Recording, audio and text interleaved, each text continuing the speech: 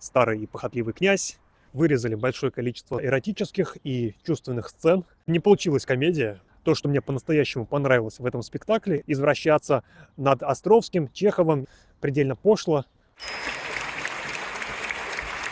Здравствуйте, дорогие мои снобы, меня зовут Виктор, добро пожаловать на мой канал «Петербург для снобов», где я вместе с вами посещаю петербургские театры и делаю обзоры спектаклей, которые идут в этих театрах. Сегодня мы идем опять в учебный театр на Моховой на спектакль по комедии Александра Островского «Таланты и поклонники». Если вы не читали эту пьесу или читали, но забыли, я сейчас вам напомню ее краткое содержание и основной посыл. Итак, провинциальный город. В этом провинциальном городе в театре работает молодая и талантливая актриса. И до нее домогается старый и похотливый князь, студент, который ничего в этой жизни не добился, а уже других людей учит жизни, какой-то чиновник, другие люди и богатый помещик Великатов, который оказывается на поверку самым приличным из всех ее поклонников и домогателей. И в преддверии бенефиса она должна сделать выбор между тем, чтобы прогнуться под сильных мира сего или сохранить свое достоинство и честь. И одной из главных мыслей является отношение между людьми искусства и властями. С этой проблемой, в том числе Островский, сталкивался на протяжении своего творческого пути. Но также другой мыслью, может быть менее заметной, но не менее важной, является то, какой выбор сделать человеку между своим талантом, предназначением и какими-то нормами, навязанными обществом или другими людьми, даже людьми близкими. Собственно, вокруг этих проблем и складывается сюжет пьесы. Сегодняшняя постановка, судя по афише, классическая. Я надеюсь, что студенты РГИСи могут нас удивить своим театральным мастерством, поэтому давайте уже отправимся в театр на Моховой и посмотрим, что нам педагоги и студенты РГИСи приготовили.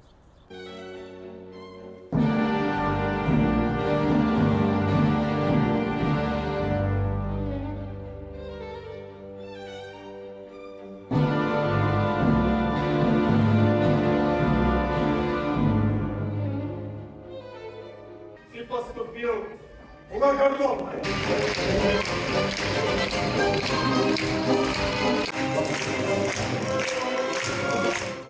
Друзья, закончился спектакль, и я, честно говоря, разочарован. Это все-таки была не классическая постановка. Там вырезали большое количество сцен, а вместо этого добавили какой-то ерунды, отсебятины и фрагментов от каких-то других малоизвестных спектаклей. Это не получилась комедия, мне вообще не было смешно ни одного разу. Вообще, я не то что не рассмеялся, мне даже не было весело. Конечно, видно, что студенты что-то старались, пыхтели, но на комедию они совершенно не дотянули. Более того, у меня возникло ощущение, что режиссеры пытались сделать из этой пьесы драму, но и драмы не получилось. Как-то это совершенно меня не тронуло. Главная героиня Негина, которая по оригинальной пьесе весьма драматическая личность, но здесь они решили сделать из нее прям супер драматическую, но драматически не получилось. И истерики, которые актриса устраивала, меня совершенно не тронули, вообще не впечатлили, хотя я знаю, что в этом театре на Моховой студентки РГИСи некоторые могут делать хорошие истерики, которые пробирают до глубины души. Здесь оно не то что до глубины не пробрало, вообще никак не пробрало, поэтому я был совершенно недоволен этим представлением. Хотя надо признать, что я несколько раз слышал смех в зале от части публики, и некоторые люди, которые выходили из зала, говорили, что им понравился спектакль, даже очень понравился. Но, тем не менее, несмотря на то, что после окончания спектакля многие люди аплодировали стоя, и даже кто-то кричал «Браво!», на бис вызывали всего один раз, и более того, после первых аплодисментов часть публики ломанулась из зала, не дожидаясь второго выхода. То есть я предполагаю, что значительной части публики также не понравился спектакль, как и мне. Что касается актерской игры, я не могу назвать ни одного актера, которого бы мне хотелось отметить. Единственное, мне понравилась актриса, которая играла вторую актрису Синельскую, или как там ее правильно звали, не помню. Она мне понравилась в первую очередь внешне. Красивая молодая девушка, здесь бесспорно. И в целом она даже играла свою главную роль, то есть вот эту актрису, хорошо, убедительно было, это смотрелось и уместно. Но вот эти вот спектакли в спектакле, которые они периодически демонстрировали, перемежая с основной пьесой, там это все выглядело как-то глупо, неуместно, и вот в этих ролях она мне не понравилась. Хотя, безусловно, девушка красивая, и в целом играть она умеет, по крайней мере, что касается вот этой вот основной ее роли. Что касается эротических и чувственных сцен, их можно сделать красиво, без всякой похабщины. Однако здесь эти сцены были сделаны предельно пошло, с эксплуатацией самых примитивных инстинктов, и какой-то художественной ценности и красоты я там не увидел. Вообще, наверное, претензии у меня не к актерам, а к режиссерам. И пока я смотрел, у меня возникло ощущение, что режиссер этого спектакля всю жизнь ставил бесприданницу, а тут ему сказали поставить таланты и поклонники, но, так сказать, добавить что-нибудь четкого, модного, молодежного, чтобы было по-современному. И вот этот режиссер добавил туда вот этой вот постмодернистской дичи, и получилось то, что получилось. Единственное, то, что мне по-настоящему понравилось в этом спектакле, это был спектакль в спектакле, один из них — трагическая пьеса под старину малоизвестного немецкого драматурга, я не помню ее название, оно какое-то сложное.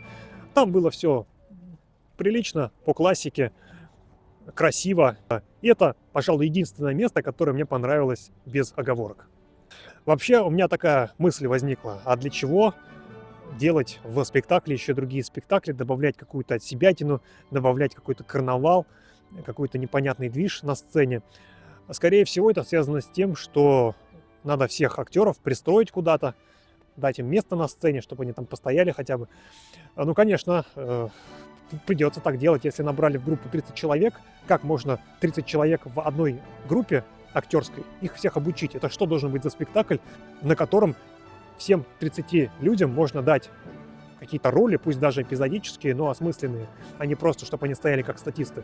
Ради чего набирать такие большие группы? Ну, понятно, просто в погоне за прибылью, а по выходе из университета, вот что этим ребятам надо будет делать? Куда они устроятся? Они артисты, они должны играть в театре либо в кино, но столько театров, извините, не строится в Петербурге, или что, может быть, у нас в каждом муниципальном округе каждый год открывается какой-то театр. Конечно, нет. И в итоге они потом выходят, бьются в эти театры, в которые, наверное, попасть не так уж и просто.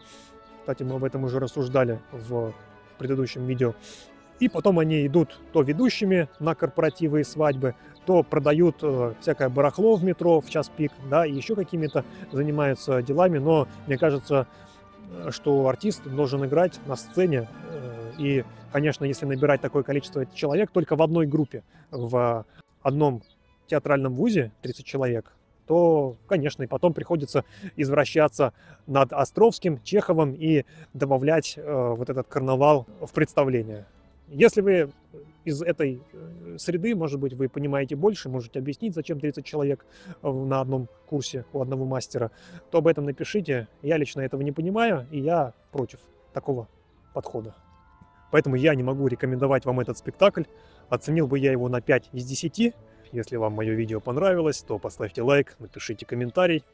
Если вы были на этом спектакле, напишите, понравился ли он вам. Подпишитесь на канал, если еще этого не сделали. На этом я с вами не прощаюсь. Я говорю, до скорых встреч и до новых спектаклей. Не, я буду так, я тихонечко. Я вообще могу помолчать вообще. Классно, да, так будет? Сейчас я еще скажу что-нибудь классное. Главное, чтобы я смотрелся хорошо.